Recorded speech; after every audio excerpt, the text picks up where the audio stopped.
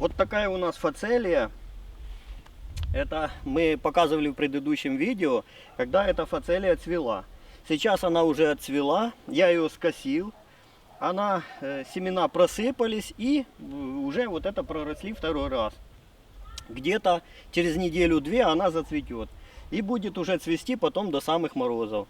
Если будет теплая погода, то пчелки тут еще смогут себе что-то на зиму сделать, какой-то запас. Или, по крайней мере, для расплода будет. Для позднего расплода им.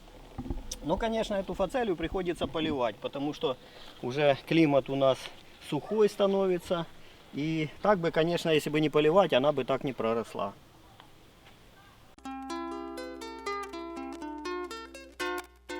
Приветствую всех на канале Пчеловодство и природа.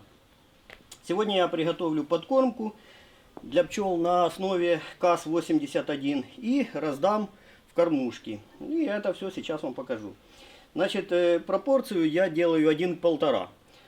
В данном случае, значит, я приготовил 9 килограмм сахара. 9 килограмм сахара. И, соответственно, мне надо 6 литров воды. Вот 3-литровая банка и там 3 литра самого препарата. Значит, как рассчитывается? Если 9 килограмм сахара и 6 литров воды, то это не получается автоматически 15 литров раствора. Значит, сахар, количество сахара надо умножать на 0,6. В данном случае у нас получается 9 килограмм сахара, умножаем на 0,6. 9 6 54, получается 5,4 литра жидкости получится из 9 килограмм сахара. Стало быть, общий у нас сироп, количество сиропа будет 5,4 плюс 6, получается 11 литров, 11,4 литра. Вот, это 20-литровая кастрюля. И так готовим. Я показываю. Значит, выливаю сюда. Тут у меня немножко меда я добавил. 3 литра кипяченой воды. Воду можно кипятить, ну, если небольшое количество. А если большое количество, то, конечно,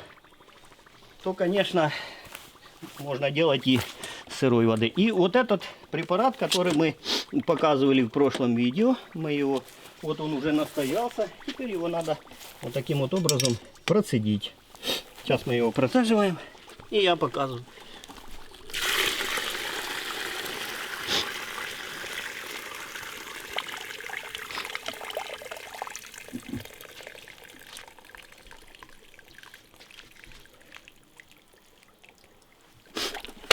Так, есть такое дело. Вот, и теперь надо хорошо размешать. Теперь надо хорошо размешать, чтобы размешались, чтобы растворились все кристаллы сахара, чтобы ничего не оставалось. Вот, но тут нам пчелки могут не дать, поэтому я сейчас перейду в помещение и уже там хорошо, тщательно размешаю. И потом будем раздавать по кормушкам, я покажу.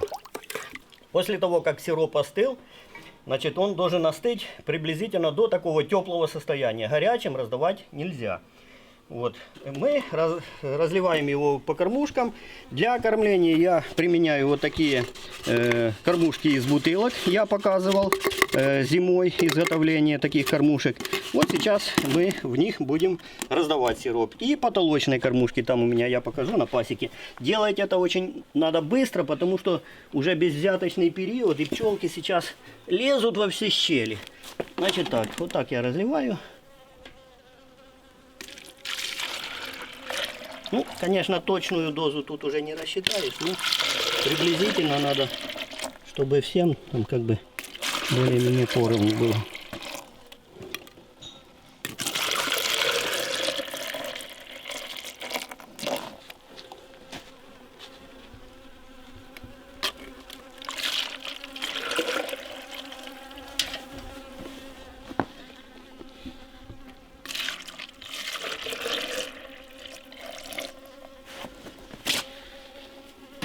Чайник — это для потолочных кормушек.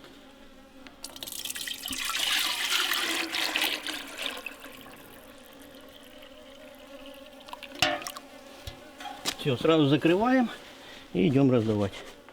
Вот в этих двух ульях и там еще один улей. У меня по 2 семьи, значит, пойдет в зимовку. И там потолочную кормушку мне хуже применять, потому что надо, чтобы одну семью отделить от другой. И это я не могу так четко тогда это все дело поперекрывать. Поэтому я использую тут такие вот кормушки из бутылок.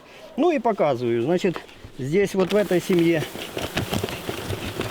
я 2 кормушки поставил. Вот они одну еще и не забрали. Поэтому даже вот и не знаю, давать им или нет. Даже не знаю. Ну, можно дать, но как бы плохо они ее берут. Ладно, дадим. Вот таким вот образом. Ну, то, что не тонут, то я вот показываю. Нигде ничего тут не тонет. Там говорили, что тонут в таких кормушках. Ничего тут никто не тонет. Так, раз, все, закрываем. Следующую семью. Так, вот сколько их за заставной. Даем этим.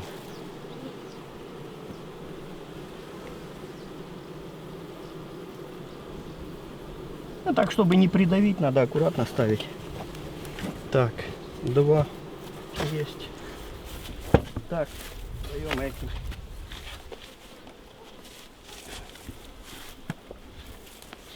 Открываем.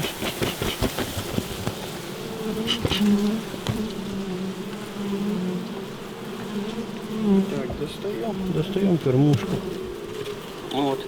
Смотрим, ничего там, никто не тонет.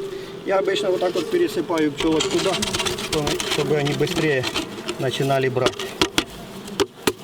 Все, убрали кормушечку. Кормушечку ставим.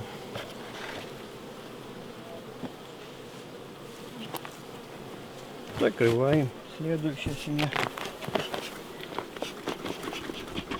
С этой стороны.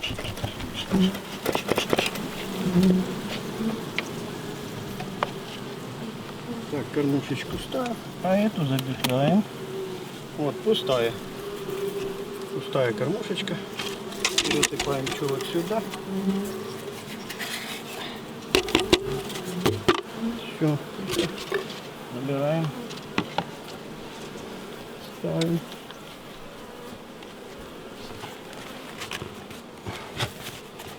Так выглядит процесс раздачи корма.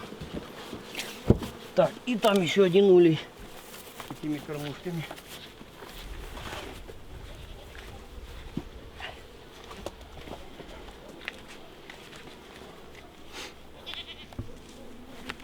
Открываем.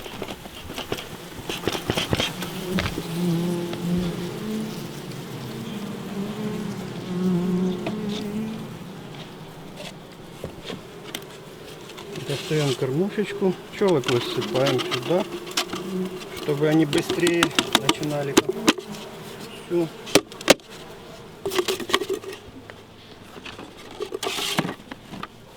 Так, и ставим кормушечку. Тут у меня сплошная перегородка стоит, и там вторая семья. Вот, поэтому тут только такие. Если бы потолочные кормушки, то тут хуже организовать, чтобы плотно перекрыть друг от друга их, изолировать.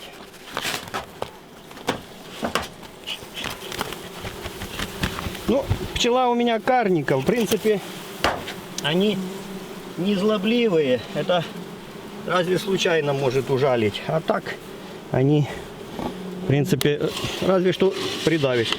Пространство тут такое небольшое, но позволяет, чтобы поставить вот такую кормушечку.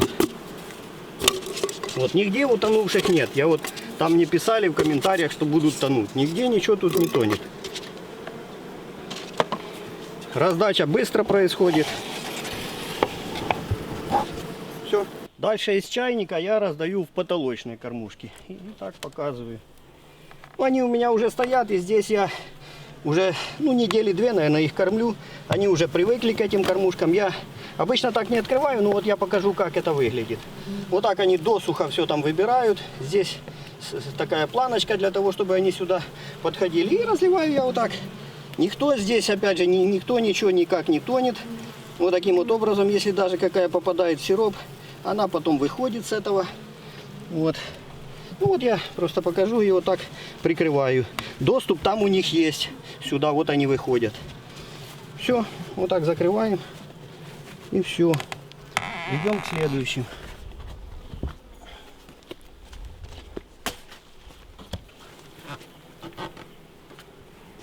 Вот так я полностью не открываю. Вот уголок открыл и себе наливаю. Все, налил, прикрыл, все. Пошли к следующим. Тут даже дыма, в принципе, не надо. Ну, еще раз открою, показать, что никто здесь никак не тонет. Вот, видите? Все забрали и ждут уже следующую порцию. Нигде утонувших там нету. Вот. И я это каждый день, ну, каждый день, да. Каждый день на вечер вот так я им наливаю. Вот. Все.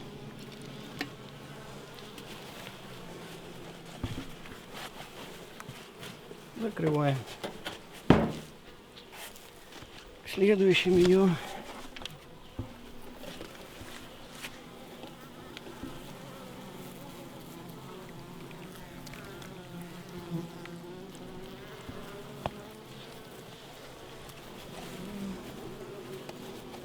Значит, здесь есть один нюанс.